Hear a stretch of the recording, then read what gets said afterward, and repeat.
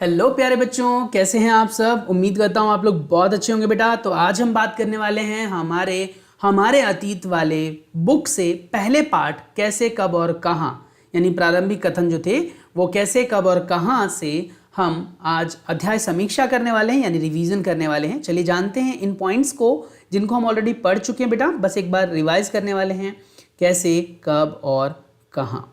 हमने इस पार्ट में बहुत सारी चीज़ें सीखी, लेकिन ओवरऑल कंक्लूजन ये निकला था कि दो चार लोगों के नाम थे, उनकी डेट थी, और हमने ये भी जानने की कोशिश की कि किस तरीके से पहले की जो इतिहास थी हमारी वो ब्रिटिश शासक केंद्रित थी। फिर धीरे धीरे हमने अपने लोगों के बारे में जानकारियां हासिल की और हमने इतिहास में उन लोगों को भी जोड़ना शुरू किया। चलिए पढ़ते हैं पहले पॉइंट को। रॉबर्ट क्लाइव ने रेनेल को, किसको बेटा, रेनेल को, याद रखना, रेनेल को हिंदुस्तान के नक्शे को तैयार करने का काम सौंपा था। भारत पर अंग्रेज की विजय के समर्थन या समर्थक रेनेल को वर्चस्व स्थापित करने की प्रक्रिया या फिर आप कह सकते हो उनका जो प्रोसेस था वो तैयार करना था। दूसरा पॉइंट है, भारत का सर्वप्रथम गवर्नर जनरल वॉरेन हेस्टिंग्स थे बेटा, जो 1773 में बने थे। आखिरी वायसराय जो थे वो लॉर्ड माउंटबेटन थे।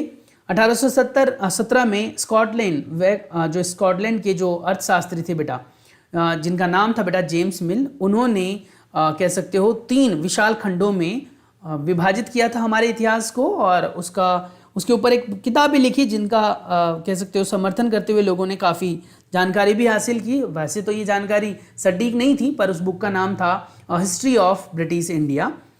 इस किताब में जेम्स मिल ने भारत के इतिहास को हिंदू, मुस्लिम और ब्रिटिश इन 3 कालों में बांटा।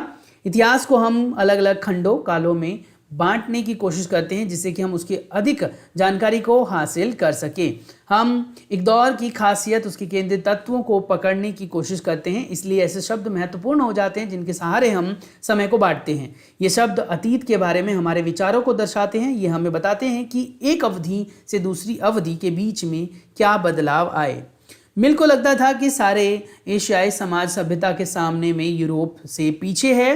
जेम्स मिल का मानना था कि भारत में अंग्रेजों के आने से पहले यहाँ हिंदू और मुसलमानों का तानाशाही शासन था। यहाँ चारों ओर केवल धार्मिक बैर और जातिगत बंधनों और अंधविश्वासों का ही बोलबाला था।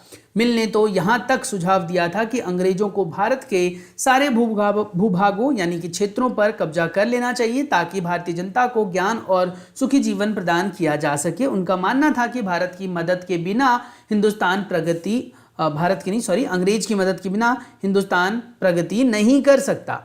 अंग्रेजों द्वारा सुझाए गए वर्गीकरण से अलग हटकर इतिहासकारों ने भी अपने 3 वर्गीकरण दिए, जिसमें उन्होंने प्राचीन, मध्यकालीन और आधुनिक कालीन में बांटा था। पश्चिमी में आधुनिक काल को विज्ञान, तर्क, लोकतंत्र, मुक्ति, समानता जैसी आधुनिक तत्वों और ताकतों के युग के रूप में माना गया था। अंग्रेजी शासन वाले युग को इतिहासकार औपनिवेशिक, जिसमें आप कह सकते हैं औपनिवेशिक क्या होते हैं बेटा, जिसमें एक देश दूसरे देश को दबाता है और उस पर शासन करता है, युग भी कहा गया। अंग्रेजों ने भारत को जीता और स्थानीय नवाबों और राजाओं को दबाकर अपना शासन स्थापित किया। उन्होंने अर्थव्यवस्था व समाज पर नियंत्रण स्थापित किया। अपने सभी खर्चों के लिए भारतीय से राजस्व भी वसूल किया। ब्रिटिश शासन के कारण यहाँ की मूल्य मान्यताओं और पसंद नापसंद, रीति रिवाज व तौर तरीके भी बदल गए। जब एक देश दूसरे देश पर दबदबे के चलते राजनीतिक, आर्थिक, सामाजिक, सांस्कृतिक बदलाव लाता है तो उसे हम कहते हैं बेटा औपनिवेशीकरण।